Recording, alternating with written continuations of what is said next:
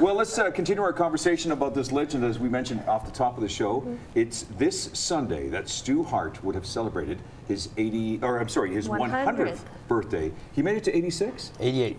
To 88. Yeah. And we have two proud kids here on our set this morning, Diana and Ross, who join us. This book is, well, how do I say this about the cover, Kate? Rather provocative. A very provocative shot of a very young Stu Hart. Mm-hmm. Of course. This is amazing. Yeah, he was. My dad was.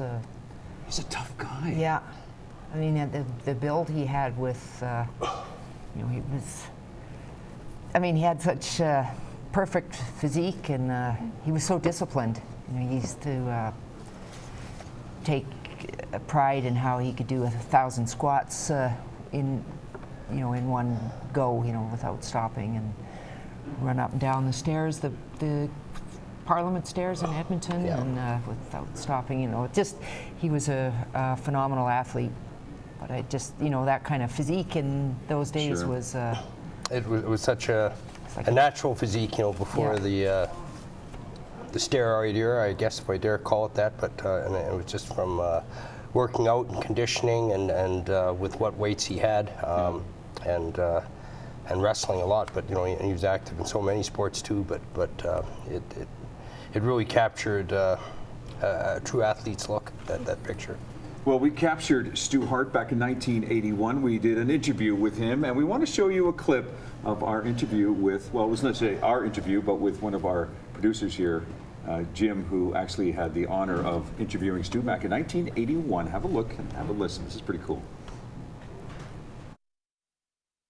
That's a person's privilege, you know, to figure it isn't a sport or is a sport, and if wrestling is presented as we presented here, I think the fans accept it as a pretty genuine sport, and if they follow the wrestlers around, they'll realize that these wrestlers are pretty capable people.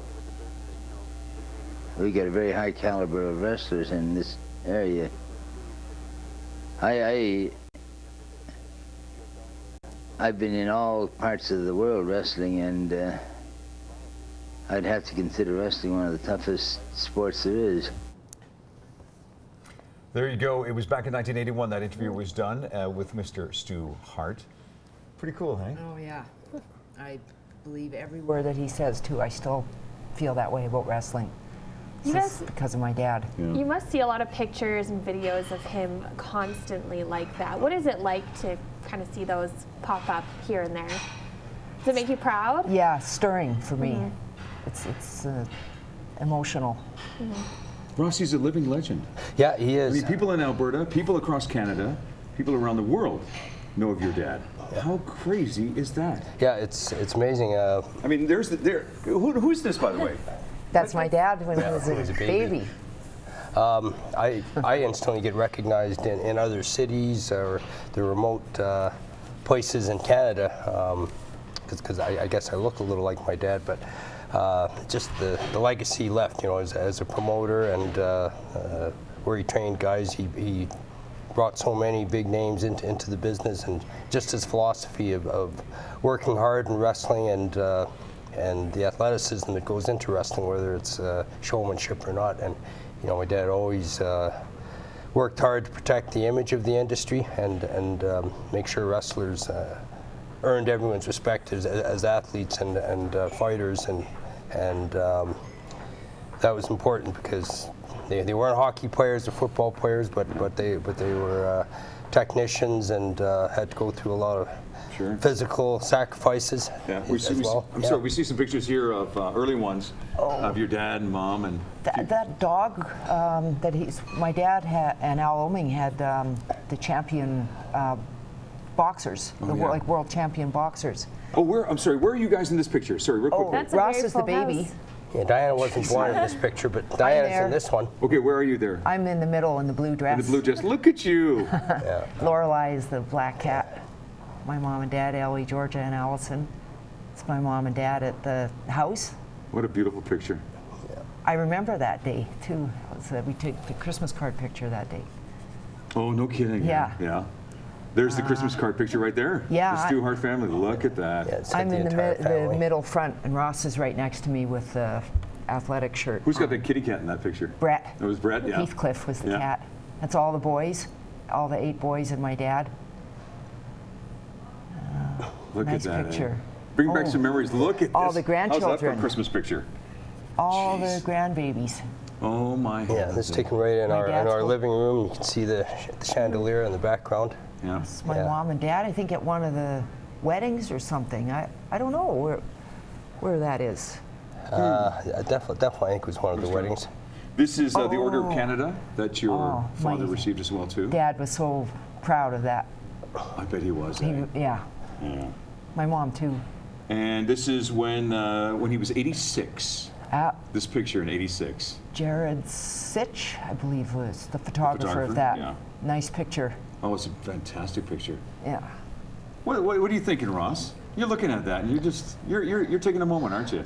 Yeah, you know, he had such a story to tell. I think this book covered a lot of his life story, but just an amazing person, and his life covered so much of Canada's history. He grew up during the Depression. He played for the Edmonton Eskimos. You know, he was amateur wrestling champion of Canada. He started Stampede Wrestling, which probably broke in more big names in the industry than any other promotion. But and for us, he was just a great father and a humanitarian. He loved animals, and he just had so much knowledge about life. You know, and there's so many things about my dad that you didn't know unless you got to see him in person or spend time with him at the house. You know that he was kind of a jack of all trades, and he was always busy doing something. And yet the advice he gave us was invaluable. I mean, He's really practical, but he had such an artistic eye. It was just. Did he paint at all? Did he repaint? No, but he was very creative. Like what he did with the house. I mean, it was a beautiful farmhouse, but he turned it into a mansion, and he did that all with his own. From what he saw around the world, you know, he'd take architecture that he saw in New York and apply that. Yeah. Yeah, you know, a true artist in the dungeon where he worked out. I mean, that's where his most comfortable place was. But you know, he was just nonstop. He was always on the go. If he wasn't cooking in the kitchen, he was sewing Yeah, he clothes. could sew. He had to make his own clothes. I have one of his shirts. With those big meaty hands. Yeah, oh yeah. He learned how to sew when he worked in the aircraft repair in World War II. There's a few more pictures we have here as well. yeah. That's Stu and the Beast. He's with the Beast, isn't he? Yeah, this would have been about 1966, maybe. Oh, Rocky Marciano, Uncle Jock in the background, Mom, Aunt Di, Dad. Yeah. Back in 1963, this picture was He taken. looks a lot like Brett there. Yeah. Yeah. This is Stu with Peter Lougheed and the Funks. Yeah, it's Dory Dory and and Jimmy, Jimmy Funk, his who was wife. the world champion at that time during the At the Hayes Stampede. breakfast. Yeah. This is Stu and Whipper Billy Watson. Oh, that's a nice picture. Beautiful. I love how Dad looks there. Yeah, former world champion. He did so much with Easter seals. Yeah. Yeah, this is George Gordienko. Gordienko, yeah. He's a phenomenal One of the top grappler. amateur wrestlers of the world. Let's hold off on some of these pictures because we've got a whole hour to show off more of these pictures. We'll leave you with this last one, Little Beaver. Little Beaver. Icon with midget wrestling, but yeah, that's great. That wild, hey?